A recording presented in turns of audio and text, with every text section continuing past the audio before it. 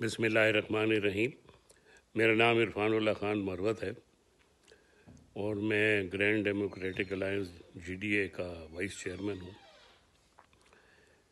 मैं इससे हट के कि हम सियासत में क्या करते हैं या क्या नहीं करते, मैं जो ये पेट्रोल की कीमतें इस हद तक बढ़ाई गई हैं इसकी शदीद मजम्मत करता हूँ।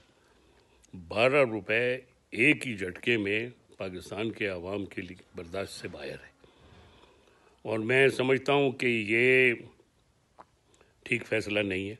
ये फ़ैसला वापस लेना चाहिए और किसी न किसी चीज़ में तो पाकिस्तान के अवाम को रिलीफ दे। प्राइम मिनिस्टर साहब, आपको शायद एहसास नहीं है कि लोगों की माशी हालत क्या है। लोग एक टाइम खाने पे उतर आए हैं 3 टाइम के बजाय।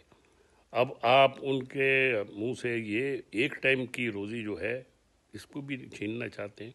आपकी जो इकोनॉमिक टीम है वो फेल है, वो फेलियर है और मैं समझता हूँ कि आपको गलत गाइड किया जा रहा है। बराए मेहरबानी ये फ़ैसला वापस लें, नहीं तो हम जो हमारे जैसे जो आपके हमायती हैं हमें भी सोचना पड़ेगा कि वाकई आपकी हमायत जारी रखे या नहीं।